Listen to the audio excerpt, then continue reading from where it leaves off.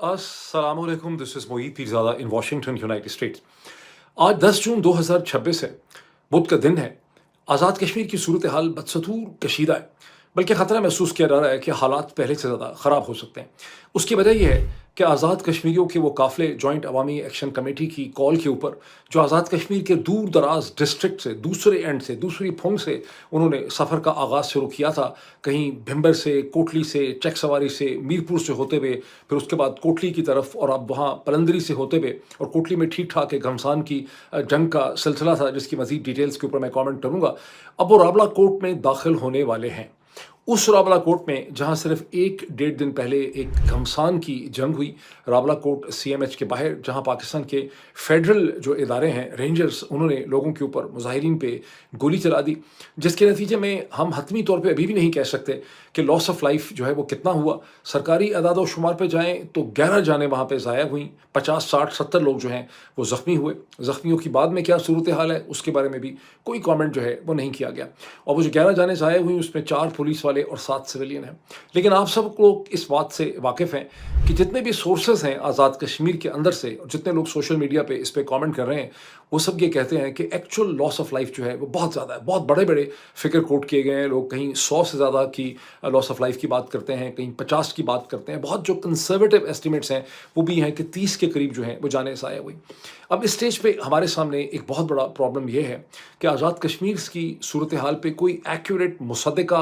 Verified, credible information जो है वो हम तक नहीं पहुँचती। उसकी वजह यह है कि हुकूमत पाकिस्तान ने, पाकिस्तान का जो रजीम है, उसने आज़ाद कश्मीर के ऊपर एक मुकम्मल न्यूज़ ब्लैकआउट इम्पोज़ किया हुआ है। और आज के ज़माने में जिसे एक जुर्म समझा जाता है, which is considered a crime against humanity, कि इंटरनेट को बंद कर दिया है। इंटरनेट को बंद करने को एमनेस्टी इंटरनेशनल की इस पे बहुत प्रोटेस्ट है, ह्यूमन राइट वॉच की इस पे बहुत प्रोटेस्ट है, अक़वाम मुत्तहिदा इसे एक जुर्म समझता है। उसकी वजह ये होती है कि जब कहीं पर भी एक रजीम, एक हुकूमत, एक फैशिज़्म अनलीश की जाती है लोगों पे, अगर आप वहाँ से खबरें आना बंद कर दें, तो फिर इसका मतलब है कि आप लोगों को बंद करके मार रहे हैं। तो चूँकि इंटरनेट बंद है, इसलिए लोग वहाँ से कोई भी इन्फॉर्मेशन, कोई न्यूज़ आइटम, कोई इमेजेस वहाँ से एक्सपोर्ट नहीं कर सकते, ना व्हाट्सएप के ज़रिए शेयर कर सकते हैं, ना ट्विटर के ऊपर अपलोड कर सकते हैं, ना कहीं मुख्तलिफ जो प्लेटफॉर्म्स हैं, ईमेल नहीं कर सकते, कुछ नहीं कर सकते। तो एक कंप्लीट न्यूज़ ब्लैकआउट है, जिसके दरमियान में जो पाकिस्तान के अंदर के ज़राए अबलाग हैं, टेलीविज़न चैनल हैं, सरकार से नथी दर्जनों किस्म के पॉडकास्टर हैं, सोशल मीडिया के लोग हैं, अखबारें हैं,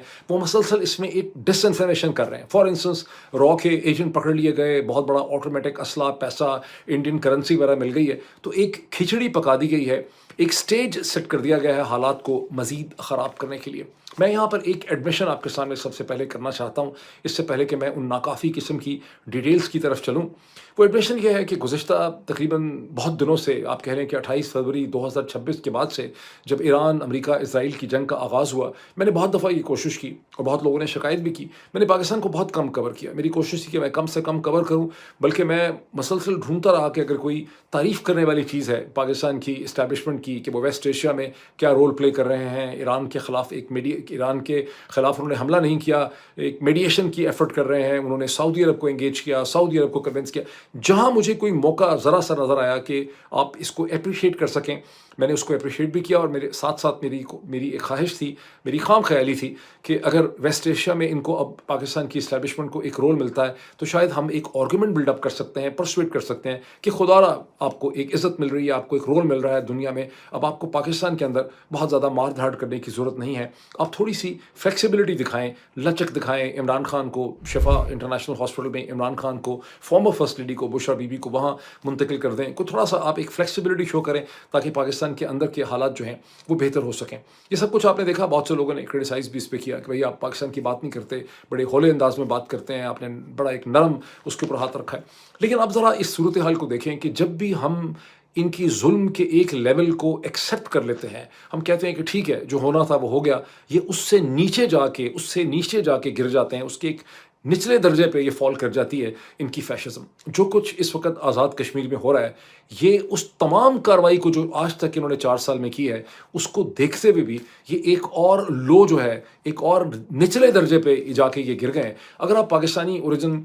सहाफ़ी ना हो, आप किसी किस्म की भी कमेंटेटर हों, एक शहरी हो, आपका कोई इमोशनल ताल्लुक़ हो पाकिस्तान के साथ, तो आप उस तमाम सूरत हाल से, उस इंसानी सूरत हाल से, उस ट्रेजेडी से जो इस वक्त आज़ाद कश्मीर से उमड़ امڑ کے ہمیں نظر آ رہی ہے، آپ اس سے کیسے لا تعلق رہ سکتے ہیں؟ یہ کیسے ممکن ہے کہ سرکار کا جھوٹا بیانیہ، راک ایجنٹ پکڑے گئے، ہندوستان کی کرنسی مل گئی ہے، ہندوستان کا اسلحہ مل گیا ہے، یہ لوگ ہندوستان سے ملے ہیں، شوکت نواز میر نے بارڈر پہ جا کے کسی ہندوستان کے کرنل سے ملاقات کر لی ہے، اور میں نے انفیکٹ آپ کو 2 دن پہلے وارن کیا تھا کہ ابھی آپ تیار رہیں، ابھی بہت جلدی آپ کو یہ خبریں ملیں گی کہ جناب اجیت دوال صاحب آئے تھے سری نگر، وہاں آ کے کشمیری لیڈرز کے ساتھ انہوں نے کرنلز کو بریف کیا، پھر ایک ہندوستان کے کرنل نے ان سے ملاقات کی. تو ظاہر ہے کہ آپ اس تمام صورتحال سے، اس جھوٹ سے، اس فیشزم سے لا تعلق آپ نہیں رہ سکتے. یہ ایک ٹریجڈی ہے. اب میں نے آپ کو بتایا کہ نیوز کی چونکہ بہت زیادہ کمی ہے، تو اس وقت سبھی لوگوں کے پاس، جتنے بھی لوگ اس پہ کامنٹ کر رہے ہیں، ان کے پاس نیوز تو وہی ہیں. میں فرق یہ ڈالوں گا کہ میں آپ کے سامنے ایک پرسپیکٹو شیئر کروں گا کہ جو کچھ ہو رہا ہے، کچھ ظاہر ہے ذکر بھی کروں گا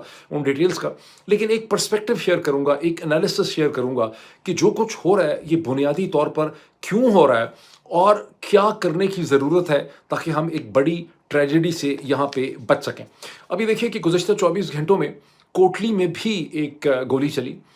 وہاں سے ونس اگین ہمیں ایکوریٹلی نہیں پتا. پہلے خبر یہ آئی کہ ایک خاتون وکیل سمیت 5 لوگوں کی ہلاکت ہوئی ہے. اس کے بعد ڈیتھ جو فگر ہے میں دیکھ رہا ہوں کہ کم از کم 8 کے قریب چلا گیا. لوگ کہتے ہیں کہ ہاسپٹل میں 8 کے قریب لاشیں لائی گئی ہیں. ایک بہت ہی عجیب جو سننے میں بات ہے وہ یہ ہے کہ رینجرز نے، پاکستان کے جو فیڈرل پیراملٹری فورسز اور ٹروپس ہیں، انہوں نے کوٹلی کے ہسپتال کے اندر بھی انہوں نے فائرنگ کی، جہاں وہ لوگوں کا تعاقب کرتے ہوئے پہنچے ہیں، جس کی وجہ سے مزید تباہی ہے. لوگ تو یہ بھی کہتے ہیں کہ زخمیوں کو انہوں نے مار ڈالا. اب ونس اگین ہمارے پاس کوئی طریقہ نہیں ہے اس کو ویریفائی کرنے کا، لیکن لگتا یہی ہے کہ یہ جو فیڈرل فورسز ہیں اور یہ جو رینجرز ہیں، ان کا جو ایک تو ان کو کہا گیا ہے کہ بہت سختی کریں، نرمی نہیں کرنی. اگر آپ آئی جی پی آزاد کشمیر جو ہیں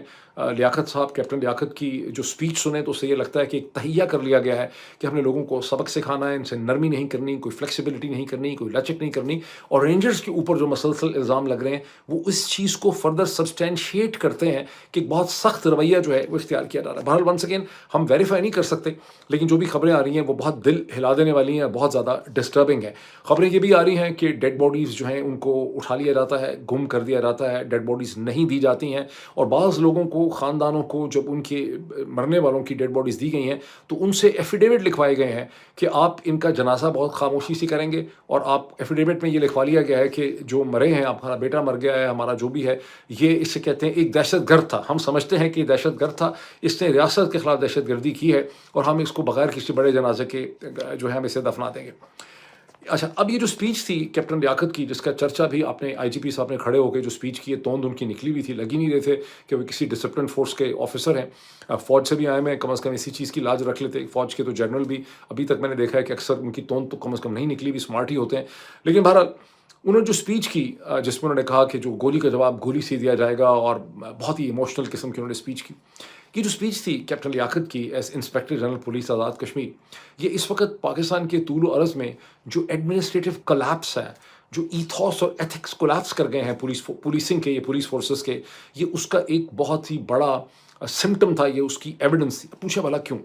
آپ اندازہ لگائیں کہ یہ لا اینڈ آرڈر سچویشن ہے. آزاد کشمیر میں جو کچھ بھی ہو رہا ہے یہ ایک پولیٹیکل مومنٹ ہے، یہ ایک لا اینڈ آرڈر سچویشن ہے. پولیس فورسز کی، پیراملٹریز کی یہ ٹریننگ ہوتی ہے کہ آپ نے لا اینڈ آرڈر سچویشن کو پروفیشنل طریقے سے ہینڈل کرنا ہے. لا اینڈ آرڈر کا مطلب یہ تھوڑا ہے کہ یہ کوئی آپ کی ایگزسٹینشل کانفلکٹ کی جنگ ہو رہی ہے، یہ بابر میں اور رانا سانگا کے درمیان میں لڑائی ہو رہی ہے، یہ کفر اور باطل کی لڑائی نہیں ہے، یہ کوئی فلسطینیوں اور اسرائیلیوں کی لڑائی نہیں ہے، یہ کوئی حماس کی اور آئی ڈی ایف کی لڑائی نہیں ہے جس میں کیپٹن لیاقت نے اس قسم کے جملے بولے ہیں، گولی کا جواب گولی سے دیا جائے گا، میرے 4-6 شہید ہیں. اس سے کمپلیٹلی پتہ چلتا ہے کہ ٹوٹل انسینٹی ہے، ٹوٹلی ڈسپلن جو ہے وہ بریک ڈاؤن کر دیا گیا ہے، اور سیاسی دشمنوں کو یا سیاسی مخالفوں کو یا کرٹکس کو بالکل ایک اینمی اسٹیٹ کے طور پہ یہاں پہ دیکھنے کی جو ہے وہ کوشش کی جا رہی ہے. میں ایک پوائنٹ اور آپ کے سامنے رکھوں کہ ایمنسٹی انٹرنیشنل جو ہے ساؤتھ ایشیا نے گزشتہ 24 گھنٹے میں کم از کم 2 دفعہ آزاد کشمیر کی صورتحال کے اوپر ڈیٹیل انہوں نے کامنٹ کیا ہے. ان کو بہت تشویش ہے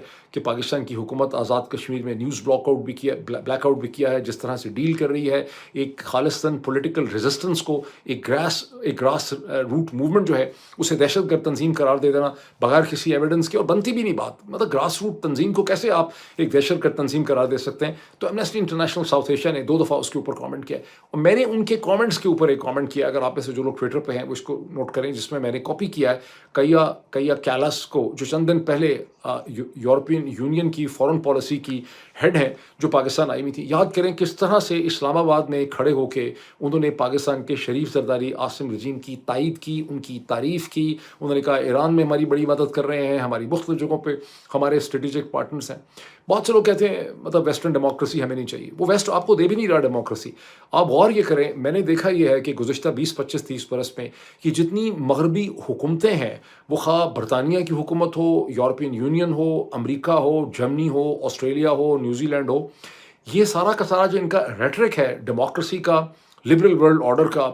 انسانی حقوق کا، یہ صرف چین کو، روس کو، یہ ان کی جو الائڈ اسٹیٹس ہوتی ہیں، کہیں وینیزویلا، کہیں کیوبا، کبھی سعودی عرب کو دبانے کے لیے، صدام حسین کے عراق کو ڈرانے کے لیے، بشر الاسد کے سیریا پہ پریشر رکھنے کے لیے، یہ ساری باتیں جو ہیں وہ استعمال کی جاتی ہیں. ان کی کسی بھی قسم کی کوئی کمٹمنٹ نہیں ہے انسانی حقوق کے ساتھ، لبرل ورلڈ آرڈر کے ساتھ اور ڈیموکریسی کے ساتھ. یہ صرف ان کے پولیٹیکل سٹنٹ ہوتے ہیں. آپ دیکھیے جہاں کہیں فیشزم کی جا رہی ہے مسلم دنیا میں، بائی اینڈ لارج اس کے پیچھے ویسٹرن ڈیموکریسیز جو ہیں وہ کھڑی ہیں. اب جو کچھ اس وقت آزاد کشمیر میں ہو رہا ہے، اگر ذرا ان کو یورپین یونین کہہ دے، کہیں British government behind the scenes ان کو انڈیکیٹ کر دے، امریکن گورنمنٹ ان کو انڈیکیٹ کر دے کہ بھئی اس طرح سے آپ نہیں کر سکتے، ہاتھ کو روکیں، دس از ناٹ ایکسیپٹیبل، ہم ریکنسیڈر کریں گے آپ کی فلاں ایڈ کو، آئی ایم ایف کا پیسہ یہ لے رہے ہیں، ورلڈ بینک کا پیسہ یہ لے رہے ہیں، ایشین ڈیولپمنٹ بینک کا پیسہ یہ لے رہے ہیں، جی ایس پی پلس اور اس کے 27 کووننٹس انہوں نے سائن کیے ہوئے ہیں انسانی حقوق کے. لیکن حرام ہے کہ ان کے اوپر ذرا سی بھی جوں جو ہے رینگے. اور اس کی وجہ کیا ہے کہ کوئی ویسٹرن کنٹری اور ڈیموکریسی جو ہے اس نے کبھی سلائٹسٹ آبجیکشن نہیں کی جو کچھ یہ کر رہے ہیں اس وقت پاکستان میں. اب آزاد کشمیر کے جو ایک سو کالڈ بیچارے غریب مفلوق الحال قسم کے ایک وزیر اعظم ہیں، جن کو پاکستان ٹیلی ویژن کے کسی ڈرامے کے اندر ہیرو ہونا چاہیے تھا، فیصل راٹھور صاحب کو، وہ اسلام آباد میں بیٹھے ہوئے ہیں اور اسلام آباد میں بیٹھ کے مختلف اسٹیٹمنٹس ایشو کر رہے ہیں. اس سے پہلے انہوں نے، آپ کو پتہ ہے، ایک دن پہلے بی بی سی کی کوکب صاحب جو کورسپونڈنٹ تھیں، ان کو انہوں نے ایک انٹرویو دیا جس میں انہوں نے کہا کہ میں اب جوائنٹ عوامی ایکشن کمیٹی کے ساتھ بات چیت کرنے کے لیے میں تیار ہوں. حالانکہ ان سے پوچھا گیا کہ ان کو تو آپ دہشت گرد تنظیم قرار دے چکے ہیں. انہوں نے کہا جناب طالبان جو ہیں وہ بھی تو دہشت گرد ہیں، ان کے ساتھ بھی بات چیت ہو سکتی. اب انہوں نے اسی حوالے سے ایک اور ٹویٹ بھی کر دیا ہے کہ میں ان کے ساتھ بات چیت کرنے کے لیے تیار ہوں. تاہم ان کی حکومت نے اسی 24 گھنٹے میں، پرائم منسٹر کی حکومت نے پریزیڈنٹ کے دستخط سے آزاد کشمیر کے ایک نوٹیفیکیشن ایشو کیا ہے، جس میں جو یہ آپ کے ہیں شوکت نواز میر جو ہیں، وہ اور 3 اور لوگوں کے اوپر 1-1 کروڑ روپے کا ان کی ہیڈ منی رکھی گئی ہے کہ کوئی بھی اگر ان کے بارے میں اطلاع دے گا ان کی گرفتاری کے لیے یا ان کو مار ڈالنے کے لیے تو اسے 1 کروڑ روپے کا انعام جو ہے وہ دیا جائے گا. تاہم مزے کی بات یہ ہوئی ہے کہ جو پریزیڈنٹ ہیں آزاد کشمیر کے ایکٹنگ چودھری لطیف اکبر صاحب، انہوں نے کہا ہے کہ یہ والا نوٹیفیکیشن اور پچھلا والا نوٹیفیکیشن جو ان کے دستخط سے ایشو کیے گئے ہیں، یہ دستخط انہوں نے نہیں کیے ہیں. مطلب پریزیڈنٹ کے نام سے یہ چیزیں ایشو کی گئی ہیں لیکن پریزیڈنٹ کہہ رہا ہے کہ اس نے نہیں کیے ہیں. چودھری لطیف اکبر صاحب اچھے آدمی ہیں. وہ جنوری 2026 سے، جب اس سے پہلے سلطان محمود تھے، ان کی جب ڈیتھ ہو گئی، رحلت ہو گئی، اس کے بعد سے یہ آزاد کشمیر کے پریزیڈنٹ ہیں. پر آپ یہاں پہ حالات دیکھیں کہ اس وقت جو سچویشن آپ کے سامنے اب آتا ہے ہمارا انالیٹیکل پوائنٹس. یہ تو بہت سے سارے فیکٹس آپ سن چکے ہیں. آپ سوچتے ہیں کہ صورتحال کیوں ڈیولپ کر رہی اور یہ صورتحال جو ہے اس کا حل کیا ہے. آپ میں سے بہت سے لوگ، میں سمجھتا ہوں کچھ لوگ بڑے ووکل رہے اس حوالے سے، لیکن زیادہ تر لوگوں کا خیال ہے کہ 1971 میں جو کچھ ہوا فارمر ایسٹ پاکستان میں، جب بنگلہ دیش بنا، تو وہ سارا کا سارا مسئلہ اس وقت شروع ہوا جب الیکشن ہوئے 1970 کے. اور اگر الیکشن کے بعد شیخ مجیب الرحمان کو اقتدار منتقل کر دیا جاتا، اگر ذوالفقار علی بھٹو وہ فیمس اسٹیٹمنٹ نہ کہتے کہ ادھر ہم ادھر تم، جو انہوں نے کہی بھی نہیں تھی. شاہ جی ہوتے تھے ایک چیف، بعد میں ایڈیٹر بنے ایکسپریس ٹریبیون کے، اردو کا جو اخبار تھا نا ایکسپریس نیوز، اس کے وہ ایڈیٹر ان چیف تھے. اب ان کی رحلت ہو گئی ہے. وہ اس زمانے میں کوئی چھوٹا سا اخبار رن کرتے تھے لاہور میں. انہوں نے یہ ہیڈ لائن بنائی تھی. ذوالفقار علی بھٹو نے ایگزیکٹلی اس طرح سے نہیں کہا تھا. ذوالفقار علی بھٹو کے کہنے کا مطلب یہ تھا کہ اگر آپ کی وہاں پر اکثریت ہے تو یہاں ہماری اکثریت ہے اور آپ کو ہمارے سے ڈیل کرنا ہوگا، ہمارے بھی مطالبات ہیں، ہماری بھی ایکسپیکٹیشنز ہیں. پالیٹکس میں اس قسم کا ریٹرک ہوتا ہے. لیکن پاکستان کی ملٹری اسٹیبلشمنٹ نے، چونکہ ان کو کنٹرول ہے پاکستان کے اردو کے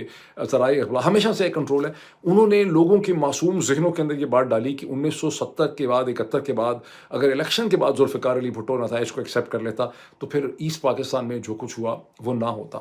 اب اس وقت کوئی ذوالفقار علی بھٹو نہیں ہے، اس وقت کوئی یحییٰ خان بھی نہیں ہے، لیکن وہی ایٹیٹیوڈ ہے، وہی رویے ہیں، وہی لچک کی کمی ہے، وہی بات چیت نہ کر سکنے کی ایک انیبلٹی آپ کے سامنے آزاد کشمیر میں بھی آپ کو نظر آ رہی ہے۔ یہی صورتحال آپ نے بلوچستان میں بھی دیکھتے ہیں، یہی صورتحال آپ مہرنگ بلوچ کے ساتھ بھی دیکھتے ہیں، یہی صورتحال آپ فاٹا میں بھی دیکھتے ہیں، یہی صورتحال آپ کے پی کے چیف منسٹر کے ساتھ بھی دیکھتے ہیں، اور یہی صورتحال ہر منگل کو اور ہر تھرسڈے کو آپ اڈیالہ جیل کے باہر بھی دیکھتے ہیں۔ 1971 کا ملبہ جو ہے، اس کا جو اس کی آگ لگی ہوئی تھی، وہ 1954-55 کے بعد جب ایوب خان اور ان کی ٹیم جو ہے وہ روح رواں بن گئے پاکستانی سیاست کے، جب پاکستان کے ایسٹ اینڈ ویسٹ ونگ کے درمیان میں سیاسی فیصلے ہونے بند ہو گئے، تمام فیصلے ایک فوجی مائنڈ سیٹ سے کیے گئے، تو بتدریج صورتحال بہت خراب ہوتی چلی گئی۔ ہر دفعہ جب کوئی پولیٹیکل سلوشن آ سکتا تھا، اس پہ نیگوسیشن ہو سکتی تھی، اس کو نہیں ڈھونڈا گیا اور مزید ایک ایڈمنسٹریٹو قسم کا فیصلہ کیا گیا، جس طرح اس وقت آزاد کشمیر کے حوالے سے کیا جا رہا ہے۔ تو میں یہ سمجھتا ہوں کہ لوگ جب یہ پوچھتے ہیں کہ ہم کیا کریں، تو پہلا کام تو آپ کو یہ کرنا ہے کہ آپ کو اپنے اندر کی جو آپ کے اندر ایک غلط فہمیاں ہیں، انہیں آپ نے ٹھیک کرنا ہے۔ یہ آپ کی ذمہ داری ہے ایک اچھے انسان کی حیثیت سے، ایک اچھے مسلمان کی حیثیت سے، کہ آپ نے اپنے ذہنوں میں بیٹھے ہوئے جھوٹ کو کریت کے کھرچ کے اس کو باہر نکالنا ہے، اور آپ نے سچ کو ڈھونڈنا ہے۔ اگر آپ سچ کا ایک دفعہ دامن پکڑیں گے اور آپ سمجھیں گے کہ پاکستان کے تمام مسائل، پاکستان کی ملٹری اسٹیبلشمنٹ کے یہ جو کرنل جنرل سسٹم ہے، اس کا جو ایک مینٹیلٹی ہے، اس کا جو ڈیسیجن میکنگ کرنے کا سٹائل ہے، یہ سارے مسائل وہاں سے پیدا ہوتے ہیں۔ اگر پاکستان کو کبھی بھی سیاستدان گندے مندے کرپٹ جیسے کیسے شلوار قمیضوں والے، دھوتیوں والے سیاستدان، داڑھیوں والے سیاستدان، پینٹ والے سیاستدان یا ٹائی والے سیاستدان یا بغیر یا دھوتیوں والے سیاستدان اس کو چلا رہے ہوتے جیسے ہندوستان میں چلاتے رہے، تو کبھی اس قسم کے حالات نہ پیدا ہوتے جو حالات کبھی ایسٹ پاکستان میں دیکھے، جو بلوچستان میں ہم دیکھتے ہیں، جو ہم کراچی میں دیکھتے ہیں، جو ہم سندھ میں دیکھتے ہیں، جو ہم ارسوائل فاٹا کے اندر دیکھتے ہیں، جو اس وقت ہم اڈیالہ جیل کے باہر دیکھتے ہیں، اور جو اس وقت ہم آزاد کشمیر کے اندر جو ہے ہم دیکھ رہے ہیں۔ اور یہ کرائسس جو ہے، اور یہ جو اگر ذوالفقار علی بھٹو کا اصل جرم یہ نہیں تھا کہ اس نے یہ کہا تھا کہ ادھر تم ادھر ہم، یا اس نے الیکشن کے رزلٹ ماننے سے انکار کر دیا، وہ ٹوٹلی اممیٹیریل چیزیں ہیں۔ اس نے اور بہت سے جرم کیے، اس کا جو سب سے بڑا جرم ہے پوسٹ 1971 وہ ہے جب اس نے دونوں ہاتھ جوڑ کے اندرا گاندھی، شریمتی اندرا گاندھی کے سامنے ہاتھ جوڑے اور یہ کہا کہ میری فوج بہت ناراض ہو جائے گی، میرے لیے سیاسی مسئلہ کھڑا ہو جائے گا۔ یہ جو 193 انسانی حقوق کی خلاف ورزی کرنے والے افسر اس وقت پکڑے ہوئے تھے، جن کے اوپر بنگلہ دیش اور ہندوستان کہتے تھے کہ ان کے اوپر انسانی حقوق کی وائلیشن کا مقدمہ چلنا چاہیے ایک انٹرنیشنل ٹریبل میں، اندرا گاندھی نے against the better judgment of the Bangladesh government وہ مقدمے نہیں چلائے اور ذوالفقار علی بھٹو کی بات مانی۔ اگر اس وقت ان کے اوپر انسانی حقوق کے مقدمے چلے ہوتے تو آج یہ کیپٹن لیاقت جس قسم کی باتیں آپ کے سامنے کرتا ہے، جس کی مسلسل لوگ ویڈیوز رن کر رہے ہیں، یہ کیپٹن لیاقت کبھی یہ باتیں آپ کے سامنے نہ کرتا، بیکاز ان کے تحت شعور میں بیک آف دا مائنڈ میں ہی ہوتا کہ کوئی اکاؤنٹیبلٹی ہوگی۔ چونکہ اس سول ملٹری ڈھانچے نے جو لوگوں کے اوپر ظلم ڈھائے ہیں، ان کی کبھی اکاؤنٹیبلٹی ہوئی ہی نہیں، ان سے کبھی کسی نے پوچھا ہی نہیں کہ تم نے کیا کیا ہے۔ اس وجہ سے مسلسل اس قسم کے حالات ہو رہے ہیں۔ ابھی جو پریزنٹ کرائسس ہے، جو آپ سوچتے ہیں کہ کیوں یہ کرائسس کھڑا ہو گیا، اب تک جتنی ایویڈنس ہمارے سامنے آئی ہے، on the basis of that evidence میں کہہ سکتا ہوں کہ اس کی اصل وجہ یہ ہے کہ پاکستان کی اسٹیبلشمنٹ کے پاس کسی قسم کی انٹلیکچوئل سکل نہیں ہے کہ یہ پولیٹیکل مسئلوں کو نیگوسیشن کر کے اس کا حل نکال سکیں۔ کسی کے 10 مطالبات میں سے 5 مان لیں، 6 مان لیں، 4 نہ مانیں لٹکا دیں، کمیشن بنا لیں، کمیٹی بنا دیں، وہ نیگوسیشن کرتی چلی جائے، ایک پروٹریکٹڈ قسم کا ڈائلاگ جو ہے وہ شروع کر دیں۔ ان کے اندر وہ کیپیسٹی نہیں ہے، اور کیپیسٹی نہ ہونے بھی سمجھ آتی ہے، بیکاز ملٹری کے ڈسپلن کی جو ٹریننگ ہوتی ہے وہاں پر یستر ہوتا ہے، وہاں پر ایک لینئر ہائرارکی ہوتی ہے، اوپر سے آرڈرز آتے ہیں جن کو ماننا ہوتا ہے۔ وہاں آگے سے یہ سننا کہ میں یہ بات نہیں مانتا، میرے خیال ہے یہ بات صحیح نہیں ہے، ہم یہ بات نہیں مانتے، ہم تو اس کو نہیں مانیں گے، ہمارا مطالبہ یہ ہے، اور اس قسم کی باتیں، یونین بازی کرنا، اسٹرائک کرنا، یہ ملٹری کے ڈسپلن میں نہیں ہوتا۔ اسی لیے ملٹری ڈیسیجن میکرز کو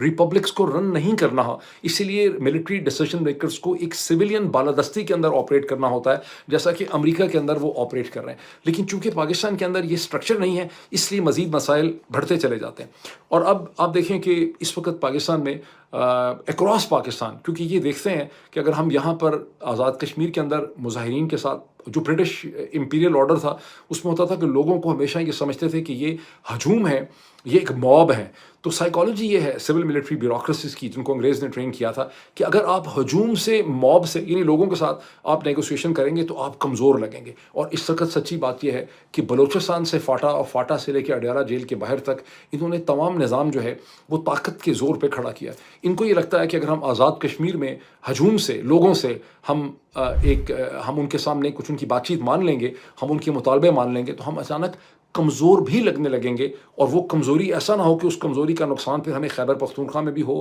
فاٹا میں بھی ہونے لگ جائے، اڈیالہ جیل کے باہر بھی ہونے لگ جائے، لوگ ہر جگہ یہ سوچیں کہ ہم اگر سڑک بند کر دیں گے، دھرنا کر دیں گے، ہم بیٹھ جائیں گے، ہم مظاہرہ کر دیں گے، تو ان کو ہماری بات جو ہے وہ ماننی پڑے گی۔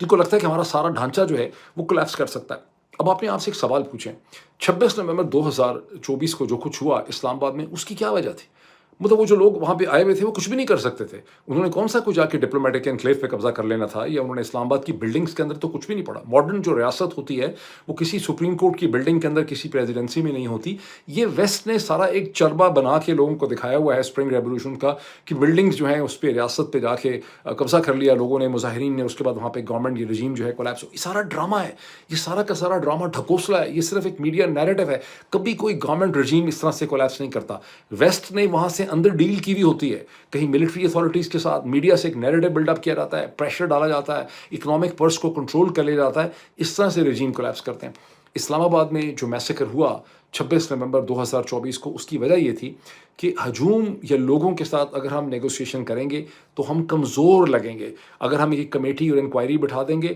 ہم ویک لگیں گے، اگر ہم اس سٹیج پہ ویک لگیں گے تو پھر ہمیں ہر چند ہفتوں یا دنوں کے بعد ان کی باتیں ماننی پڑیں گی۔ اس لیے ایک دفعہ ہتھوڑا اٹھاؤ اور ان کا سر پھاڑ دو تاکہ ہمیں ان کے ساتھ نیگوسیشن نہ کرنی پڑے۔ اور ان کے پوائنٹ آف ویو سے ان کی وہ صورتحال بڑی کامیاب رہی ہے، وہ اسی طرح سے اس کو چلا رہے ہیں۔ اب ایسٹ پاکستان کا میں نے خاصا آپ کے سامنے جو ہے وہ ذکر بھی کر دیا۔ اب کوشچن پیدا ہوتا ہے کہ اس وقت اس کا سولوشن کیا ہے؟ ایک چیز کے بارے میں کوئی بھی بات نہیں کر رہا۔ میں دیکھ رہا ہوں کہ لوگ ٹویٹر کے اوپر پاکستان تحریک انصاف کے لیڈرز کو بعض لوگ شرمندہ کر رہے ہیں کہ بھی آپ کشمیری لوگوں کو دیکھ رہے ہیں تو سلمان اکرم ڈارا صاحب کو یا سہیل آفریدی کو یا فلاں صاحب کو اس پہ سے شرم کرنی چاہیے۔ میں سمجھتا ہوں کہ اس وقت پاکستان تحریک انصاف کو اور باقی تمام سیاسی جماعتوں کو ایک کام کرنا چاہیے۔ جو تحریک تحفظ آئین پاکستان کے لیڈر ہیں، محمود خان اچکزئی صاحب کو، راجہ ناصر عباس صاحب کو، سلمان اکرم ڈارا صاحب کو، سہیل آفریدی صاحب کو، ان کو فوری طور پہ ایک لمحہ ویٹ کیے بغیر اسلام آباد میں تمام سیاسی جماعتوں کی، طبقہ فکر کی، جس میں لیبر یونینز بھی ہیں، جس میں دانشور بھی ہیں، جس میں میڈیا کے لوگ بھی ہیں، ان سب کی ایک کانفرنس بلائیں، ایک آل پارٹی کانفرنس بلائیں، جس میں سیاستدانوں اور سیاسی جماعتوں کے علاوہ جو سماجی تحریکیں ہیں، جو انسانی حقوق کی تنظیمیں ہیں، جیسے پاکستان ہیومن رائٹ کمیشن ہے، پاکستان کے بڑے اخبارات ہیں، ایکسپریس ٹریبیون ہے، ڈان ہے، ان تمام کے ایڈیٹرز کو بلائیں، لیبر یونینز کے لوگوں کو بلائیں، پروفیسرز کو، ایکیڈیمکس کو بلائیں، اور وہاں پر اس رجیم کے سامنے آواز اٹھائیں، انہیں کہیں کہ جو کچھ آزاد کشمیر میں آپ کر رہے ہیں یہ بالکل ہمیں ایکسیپٹیبل نہیں ہے، یہ اس طرح سے ریاست نہیں چل سکتی۔ ان کے مطالبات کے اوپر غور کریں، اس سے کم از کم یہ فائدہ ہوگا کہ جو انہوں نے مزید قتل عام وہاں پہ کرنا ہے اگلے 24 گھنٹوں میں، اگر ابھی اس کی کال چلی جاتی ہے تو شاید ان کے اوپر تھوڑا سا ایک پریشر بلڈ اپ ہو، لیکن ابھی تک میں نے دیکھا ہے کہ اس کے حوالے سے مکمل ایک خاموشی ہے۔ تھوڑا سا میں انٹرنیشنل آپ کو بتا دوں کہ یونائٹڈ اسٹیٹس نے اور ایران کے درمیان میں تہس پٹیس مزید ہوئی ہے، اور اس کی ڈیٹیلز یہ ہیں کہ امریکہ نے اب سے بہت گھنٹے پہلے ایران کے جو کیشم آئلینڈ ہے اسٹریٹ آف ہورمز میں، اور ایک دو اور آئلینڈز ہیں، ان کے اوپر حملے کیے۔ اکارڈنگ ٹو سینٹرل کمانڈ 4 گھنٹے تک انہوں نے حملے کیے اور 20 جو ٹارگٹس ہیں ان کو نشانہ بنایا۔ یہ کیوں ہوا سارا؟ یہ اس لیے ہوا کہ ایک دن پہلے امریکہ کا ایک اپیچی اٹیک ہیلی کاپٹر جو ہے وہ اسٹریٹ آف ہورمز کے اوپر گر گیا، جس میں 2 امریکہ کے جو ایئرمین تھے وہ زخمی ہو گئے۔ جب یہ ہیلی کاپٹر گرا تھا تو سینٹ کام نے کہا کہ ایکسیڈنٹ ہو گیا، انہوں نے ایکسیپٹ نہیں کیا کہ یہ ایران نے کیا ہے، ایران نے اس کو ٹارگٹ کیا ہے۔ لیکن چند گھنٹے کے بعد ڈونلڈ ٹرمپ نے یہ کہا کہ ایران نے اس کو ٹارگٹ کیا۔ اب ہم جانتے ہیں کہ وہ ایک ان مینڈ ڈرون کا نشانہ بنا، جس کے نتیجے میں امریکن ایئرمین نیچے گر گئے۔ نیچے ایک امریکہ کا اپنا ایک سی سرفیس ڈرون تھا جس نے ان کو ریسکیو کر لیا۔ امریکہ کے صدر نے اسی وقت کہا تھا کہ ہم اس کو ریسپونڈ کریں گے، اس کے ریسپانس کے نتیجے میں یہ حملے کیے گئے ہیں۔ لیکن ایران نے اس کے بعد پھر مزید حملے کیے ہیں۔ ایران نے امریکن جو بیس ہیں جارڈن کے اندر، اردن میں، بحرین میں اور کویت میں ان کو نشانہ بنایا۔ آگے کیا ہوگا؟ اپیرنٹلی جارڈن سے، بحرین سے، کویت سے کہا گیا ہے، کی طرف سے دعویٰ کیا گیا کہ ہم نے تمام میزائل جتنے بھی ایران کے تھے ہم نے اس کو روک لیے۔ میری فیلنگ یہ ہے، میرا خیال یہ ہے میرا کہ مزید کچھ نہیں ہوگا، کیونکہ ایران نے اپنا پوائنٹ پروف کیا ہے، ڈونلڈ ٹرمپ نے اپنا پوائنٹ پروف کر لیا۔ شاید اس سٹیج پہ مزید چیز جو ہے وہ آگے نہیں بڑھے گی، اور چیزیں اسی جگہ پہ جو ہے وہ رک جائیں گی۔ ایک اور چیز یہ نوٹ کریں کہ اسپیس ایکس کا جو بہت بڑا IPO ہونا ہے اگلے 1-2 دن میں، جہاں ایلون مسک کا خیال یہ تھا، ٹارگٹ تھا کہ ہم نے 75 ارب $75 بلین ریز کرنے ہیں. وہاں پر خبر یہ ہے کہ $250 بلین کا انٹرسٹ رجسٹر ہوا ہے مختلف انویسٹر گروپ سے جو چاہتے ہیں کہ ان کو اس کے شیئر ملیں, جو ایک آئی پی او سے پہلے بھی ایک انٹرسٹ ہوتا ہے, جس کا مطلب اپیرنٹلی یہ ہے کہ ڈیمانڈ اس کے لیے بڑی اسٹرانگ ہے. میں نے اس کا تھوڑا سا انالیسس پڑھا تھا کہ جتنے 3 آئی پی اوز ہونے ہیں, جس میں ایک اینتھروپک کا ہوگا, ایک اسپیس ایکس کا بھی ہمارے سامنے ہے, کچھ عرصے میں اینتھروپک کا ہوگا, اور پھر اگست سپٹمبر میں جو ہے اوپن اے آئی کا ہوگا جس نے چیٹ جی پی ٹی بنائی. ان میں سب سے بہتر جو ریٹرن آن منی مل سکتا ہے ایک نارمل درجے کے انویسٹر کو, وہ اوپن اے آئی کے چیٹ جی پی ٹی کے شیئرز میں ملے گا, اس کی وجہ کہ اس کی پرائس اوور ریٹڈ نہیں ہے. یہ باقی دونوں جو ہیں ان کی ہائپ تو بہت بلڈ اپ ہو گئی ہے, ان کی پرائس جو بھی اٹھے گی وہ بعد میں گر بھی سکتی ہے. ابھی اتنا ہی, پھر آپ سے ملاقات ہوتی ہے. Thank you.